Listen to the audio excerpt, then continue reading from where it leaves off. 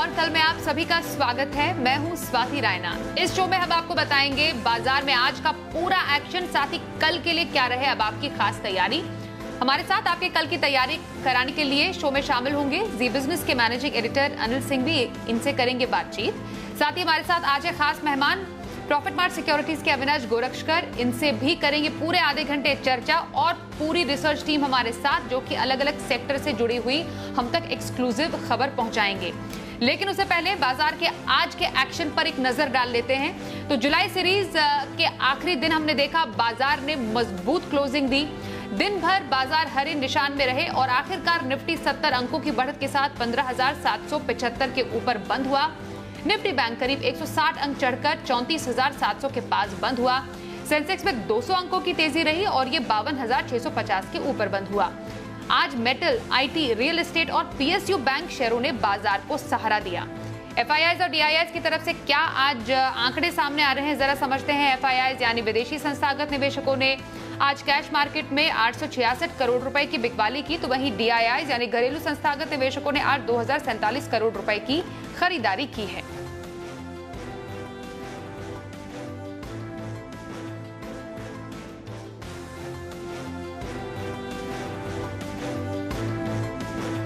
और आइए editors take में अनिल जी से समझते हैं कि कल के उतार चढ़ाव भरे बाजार के बाद आज के इस मजबूत सेशन की मेन वजहें क्या रही। जुलाई सीरीज का आखिरी दिन बहुत आराम से, शांति से और मजबूती के साथ निकला। हालांकि बहुत तोड़-फोड़ तगड़ी तेजी नहीं हुई, लेकिन कल जिस तरह का उतार चढ़ाव दिखा उसको देखते हुए आज का ट्रेडिंग सेशन बहुत अच्छा माना जाना चाहिए, क्योंकि हम मजबूत खुले और मजबूत खुलने के बाद कोई खास गिरे नहीं, लगातार धीमे धीमे अच्छा ट्रेड दिखा। 15,800 के पार निकले, थोड़ी देर रुके लेकिन टिके नहीं और थोड़ा सा नीचे 15,775 के आसपास बंद हुए हमारे बाजार। बैंक निफ्टी पर भी हल्की मजबूती रही और 15,800 से थोड़ा सा नीचे बैंक निफ्टी बंद होता दिखा। तो हल्की मजबूती के साथ निफ्टी बैंक निफ्टी दोनों बंद हुए। अब आज मजबूती की वजह क्या थी? पहला, अमेरिकी बाजारों में भले ही डाउ नीचे बंद हुआ लेकिन नैस्डैक ऊपर था। और जो कल फेड की बैठक हुई, उस बैठक के बाद फेड चेयरमैन ने जो बयान दिए ना, वो दुनिया भर के बाजारों के लिए ठीक थे। तो भले अमेरिका में वहां ज्यादा तेजी नहीं हुई, डाउ फ्यूचर्स थोड़े सीमित दायरे में थे, धीमे धीमे डाउ फ्यूचर्स ने बढ़त बना ली और हमारे बाजारों के बंद होने के वक्त 100 पॉइंट से ऊपर डाउ फ्यूचर्स बंद थे। तो अमेरिका को लेकर कॉन्फिडेंस आ गया। तो तेजी का एक कारण तो वो बना। दूसरा कारण, आज वायदा कारोबार की एक्सपायरी थी। एक्सपायरी के ठीक एक दिन पहले पुट कॉल रेशियो 0.93 के आसपास ओवरसोल्ड, तो शॉर्ट कवरिंग होना लाजमी था, तो वो शॉर्ट कवरिंग भी हुई। डर एक ही चीज का था, ऊपर नहीं टिक पाने के पीछे, और वो एक एफआईज लगातार बेच रहे हैं। कल भी दबाकर उन्होंने बिकवाली की है कैश मार्केट में। तो ये तो पता था कि ऊपर में एफआईज थोड़ी सी बिकवाली करेंगे 15,800 825 की रेंज में, एग्जैक्टली वहीं पर थोड़ी बिकवाली हुई। लेकिन ओवरऑल कह सकते हैं कि अच्छा एक मजबूती भरा, स्लो, स्टडी, शांत ट्रेडिंग सेशन था।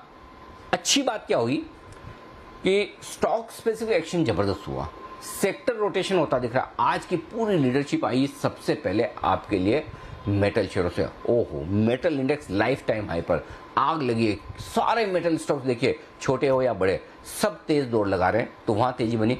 दूसरा, एसबीआई के रिजल्ट आने वाले, बैंक ऑफ बड़ौदा के रिजल्ट आने वाले, तो रिजल्ट से पहले सरकारी बैंक के एक्शन में आ रहे हैं। ये बड़ा इंटरेस्टिंग दिखा। यूनियन बैंक के आज रिजल्ट आए, तो रिजल्ट वाला एक्शन बैंक्स में आता हुआ दिखा है। और बाकी सॉफ्ट कमोडिटी वाले, जो छोटे छोटे कमोडिटी वाले सेक्टर्स है ना, यहाँ पर तो भरपूर तेजी है। चाहे कहीं पेपर देख लें, कहीं कुछ और देख लें, शुगर देख लें, सब सेक्टर्स बड़ी तेजी में ट्रेड करते हुए दिख रहे हैं। तो ओवरऑल एक बहुत ही बेहतरीन ट्रेडिंग सेशन ब्रॉडर मार्केट के लिहाज से, जहां वायदा कारोबार की एक्सपायरी के दिन कैश मार्केट के स्टॉक्स में भरपूर खरीदारी होती दिखी है और इंडेक्स भी रीजनेबल, अच्छी मजबूती के साथ बंद होने में कामयाब रहे। आज के एक्सपर्ट अविनाश गोरक्षकर का रुख कर लेते हैं। अविनाश जी, आज के दिन की खासियत आपके लिए क्या रही? अभी बाजार पर क्या स्ट्रैटेजी रखनी चाहिए?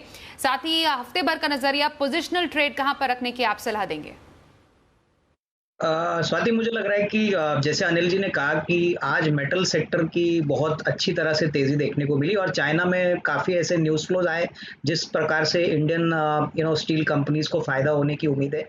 वहां पे स्टील एक्सपोर्ट्स पे चाइना ने एक एक्सपोर्ट टैरिफ लगाया है, जिससे हमको लग रहा है कि इंडियन कंपनीज को काफी फायदा होगा। रही बात मार्केट के इंडेक्स पे, तो हमको लग रहा है कि सिलेक्टिवली स्टॉक स्पेसिफिक एक्टिविटी रहेगी। पोजिशनल व्यू के लिए हमको लग रहा है मेटल सेक्टर में सेल बहुत ही इंटरेस्टिंग बेट लग रहा है। हमको लग रहा है कि पहले तिमाही के नतीजे बहुत ही दमदार आएंगे और अभी भी रिस्क रिवॉर्ड काफी इंटरेस्टिंग और काफी स्ट्रांग है। तो इस लेवल से अगर 8 से 10 दिन का नजरिया है शॉर्ट टर्म ट्रेडर्स के लिए तो खरीदना चाहिए। हमको लग रहा है कि करीबन 154 का टारगेट प्राइस मिल सकता है और यहाँ पे एक अच्छा रिस्क रिवॉर्ड बन सकता है। तो मेरे ख्याल से सेल पे जरूर एक पोजिशनल बेट 8 से 10 दिनों के लिए इन्वेस्टर्स या ट्रेडर्स ले सकते हैं। शॉर्ट टर्म ट्रेड 8 से 10 दिन में आपको एक अच्छा अपसाइड मिलेगा। तो यहाँ पे 136 का स्टॉप लॉस रख के 154 का टारगेट प्राइस लेके यहाँ पे पोजिशन इनिशिएट कर सकते हैं। बिल्कुल, तो हफ्ते भर का नजरिया सेल में रखने की सलाह पोजिशनल पिक है। अविनाश गोरक्षकर की बातचीत जारी रहेगी। इस बीच एक खबर का हम रुख कर लेते हैं। दरअसल स्टील उत्पादकों के मुनाफाखोरी की अब जांच होगी। बेसिकली मुनाफाखोरी पर नकेल कसने की पूरी तैयारी है।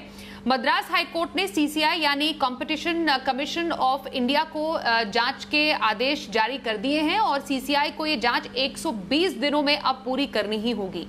आरोप है कि स्टील कंपनियां कार्टेलाइजेशन के जरिए कीमतें बढ़ा रही हैं। Coimbatore corporation contractors welfare association ने यह आरोप लगाया था कि कंपनियां मिलकर स्टील की किल्लत पैदा करती हैं और फिर कीमतें बढ़ाती हैं। अब जिसके लिए इस जो कार्टेलाइजेशन है या मुनाफाखोरी है इसकी जांच के आदेश दे दिए गए हैं। 120 दिन में जांच को पूरा करने का यहां पर कहा गया है।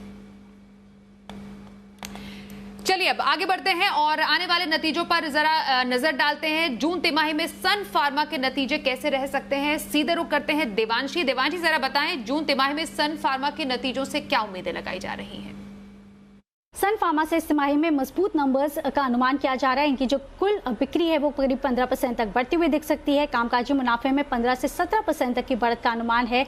मार्जिन्स 24% से बढ़कर 25% पे आते हुए दिखेंगे और जो मुनाफा है वहां पे लो बेस का इम्पैक्ट आता हुआ दिखेगा और इसी के चलते आपको 28% तक की ग्रोथ देखने मिल सकती है। 1470 करोड़ के आसपास का मुनाफा सन फार्मा इस बार बुक करती हुई दिखेगी। मैं आपको बता दूं कि इस बार जो लो बेस का फायदा है वो तो कंपनी को मिलेगा ही, साथ ही इनका जो स्पेशलिटी पोर्टफोलियो है वहां से भी इस बार टॉप लाइन और बॉटम लाइन को सहारा मिलता हुआ दिख रहा है और मार्जिन्स में भी इस बार इसके चलते इंपैक्ट आता हुआ दिखेगा। लेकिन आप देखिए अगर सेगमेंट्स की बात करें तो यूएस में भी जो टैरिफ के आंकड़े आते हुए दिखे घाटा कम होता हुआ दिखा है। साथ ही जो इनका स्पेशलिटी बिजनेस है वहां पे अच्छी मजबूती आती हुई दिखी है। डोमेस्टिक फॉर्मुलेशन बिजनेस में 12% से लेकर 15% तक की ग्रोथ एक्सपेक्टेड है। इसके चलते जो टॉप लाइन है वहां पे सहारा मिलता हुआ दिखेगा। साथ ही आप देखिए इनके जो खर्च हैं कामकाजी खर्च वो सारी बड़ी फार्मा कंपनीज के बढ़ते हुए दिखे। सिमिलरली एसजीएनए एक्सपेंसेस सन फार्मा के भी बढ़ते हुए दिखेंगे और इसके बावजूद 25% के मार्जिन्स कंपनी पोस्ट करती हुई दिखेगी।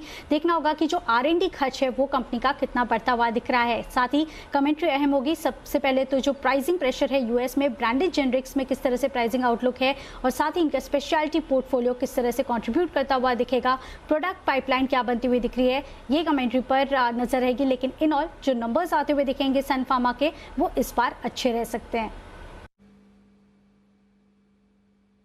बिल्कुल अविनाश जी, सन फार्मा पर आपकी कोई राय? नतीजे आने वाले हैं, कोई पोजीशन रखी जा सकती है?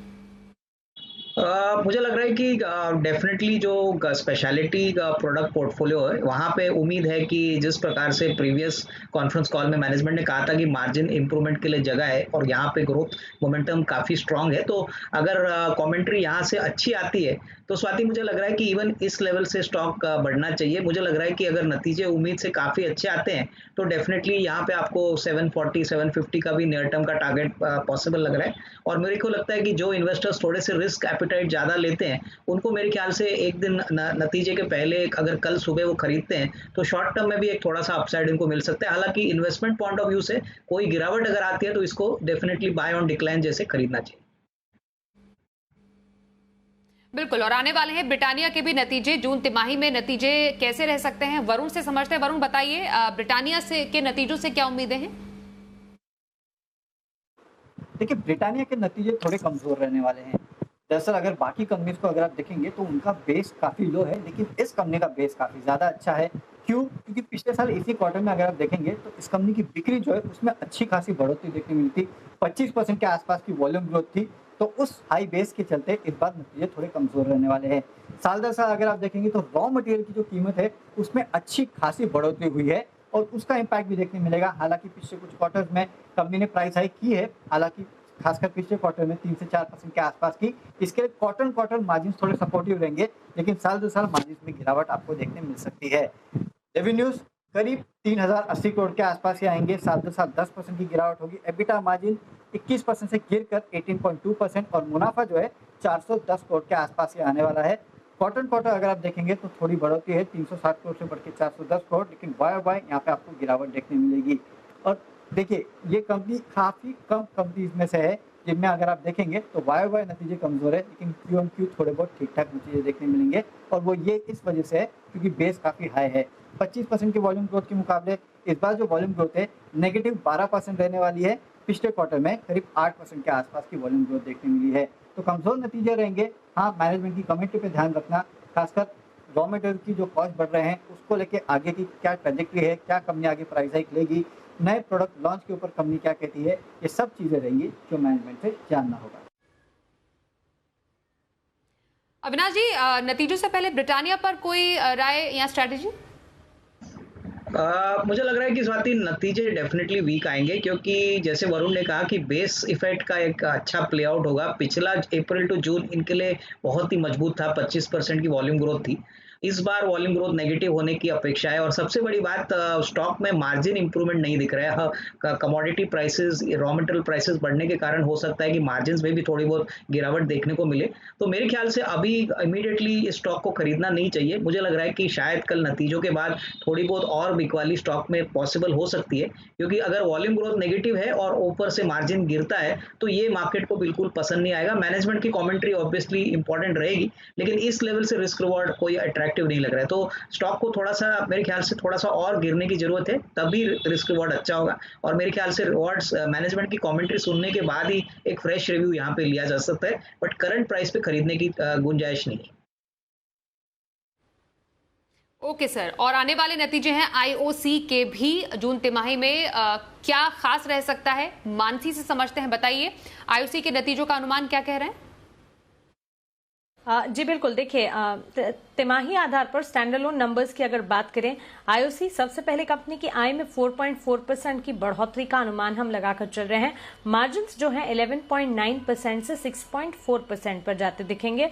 वहीं मुनाफे के फ्रंट पर भी यहाँ पर गिरावट हाथ लगती हुई दिख सकती है। 8,781 करोड़ से मुनाफा 4,000 करोड़ पर, यानी कि क्लियरली 54.5% की गिरावट यहाँ आने की संभावना है। आपको बता दें रिफाइनिंग थ्रूपुट में करीब 7% की गिरावट की संभावना है। सेल्स में 9% की गिरावट के अनुमान हम लगाकर चल रहे हैं।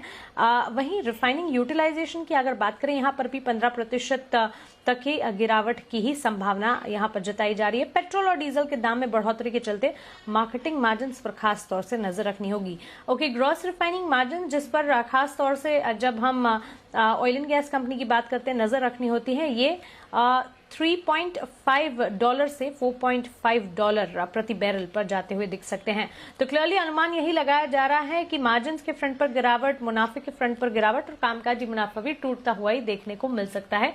और क्लियरली रिफाइनिंग थ्रूपुट में भी गिरावट के अनुमान लगाए जा रहे हैं।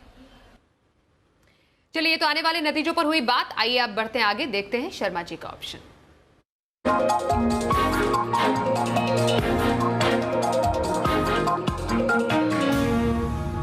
एचडीएफसी सिक्योरिटीज के बीके शर्मा से बात करते हैं। सर, स्वागत है आपका। कल के लिए कहां रखे ऑप्शन स्ट्रैटेजी? स्वाति जी, कल के लिए ऑप्शन बताऊं उसके पहले ये कहना चाहूंगा कि आज का दिन हमारे ट्रेड के लिए बहुत ही अच्छा रहा। इन्फोसिस के अंदर इंट्राडे आपको प्रॉफिट एग्जिट मिला, एक दिन का टारगेट तो नहीं हुआ लेकिन प्रॉफिटेबल एग्जिट मिला। हिंडाल्को और एल&टी इन्फोटेक कल जो दोनों ऑप्शन दिए थे, दोनों के अंदर टारगेट आज हो गया। और दूसरा जो जेएसडब्ल्यू स्टील में जो पोजिशनल ट्रेड भी दिया था उसका भी टारगेट हो गया, जो हफ्ते भर का था उसका भी हो गया। इन्वेस्टमेंट का ऑब्वियसली कॉल खुला है बिकॉज वहाँ पे रिटर्न की एक्सपेक्टेशन ज्यादा है। आज के लिए मैं बता रहा हूँ माइंट्री और बैंक ऑफ बड़ौदा। तो माइंट्री के अंदर अगस्त की 2,900 की कॉल ली जा सकती है 58 रुपए पे, स्टॉप लॉस 42 रुपए, टारगेट आपका रहेगा 85 रुपए। और बैंक ऑफ बड़ौदा के अंदर 80 की कॉल 4.50 पैसे पे, स्टॉप लॉस 3 रुपए, टारगेट आपका रहेगा 7.5। ऑब्वियसली आप इनको स्टॉप लॉस को ऊपर बढ़ाते जाएंगे और 4 या 5 सेशन से ज्यादा इसको होल्ड नहीं करेंगे। धन्यवाद, जय हिंद। और आइए अनुज जी से समझते हैं कल के बाजार पर क्या रहे आपकी खास तैयारी और बाजार को अहम संकेत कहां से मिलेंगे? 700 पॉइंट के आसपास डाउ फ्यूचर्स ऊपर थे, तो अमेरिका में इतनी तेजी बनेगी ये कॉन्फिडेंस तो है।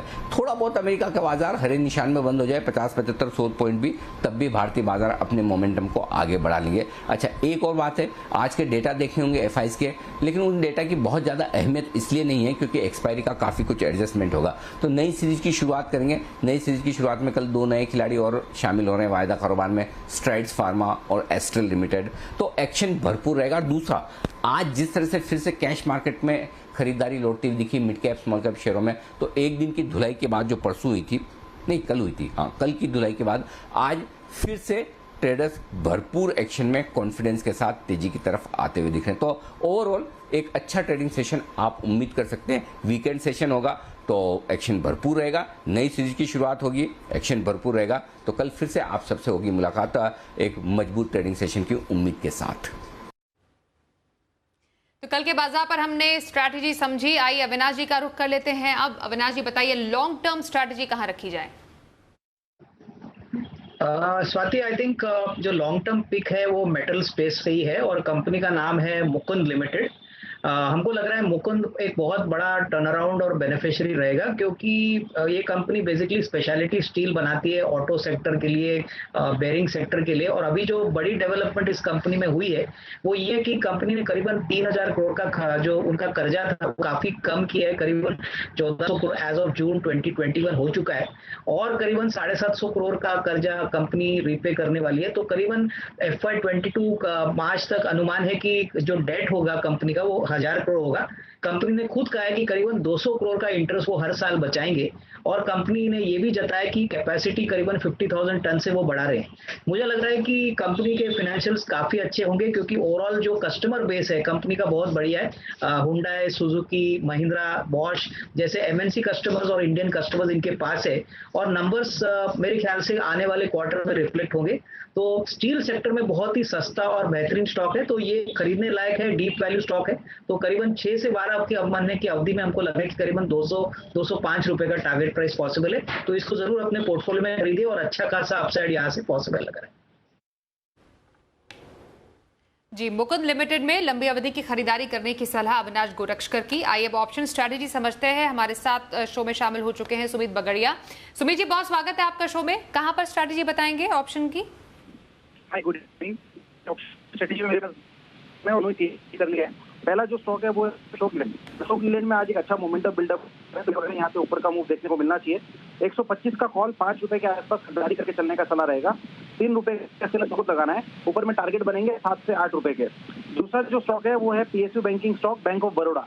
बैंक ऑफ बड़ौदा BOB के अंदर खरीदारी करे, 80 वाला कॉल, 4-4.25 रुपए के आसपास, स्टॉप लॉस लगाए 2 रुपए 75 पैसे का। बैंक ऑफ बड़ौदा और PSU बैंकिंग स्टॉक्स मेरे को लगता है यहाँ से एक अच्छा ऊपर का मूव दिखाना चाहिए 1-2 दिनों के अंदर। तो बैंक ऑफ बड़ौदा के का टारगेट आएगा 6 रुपए से लेके 8 रुपए तक का, 4.25 के आसपास खरीदारी करनी है, 2 रुपए 75 पैसे के स्टॉप लॉस से 6 से 8 के टारगेट के लिए। बहुत शुक्रिया सुमित जी, आपने ऑप्शन की स्ट्रैटेजी बताई, और साथ ही अविनाश जी आपका भी शुक्रिया हम तक हमारे साथ चर्चा करने के लिए पूरे शो में। तो आज के शो में बस इतना ही।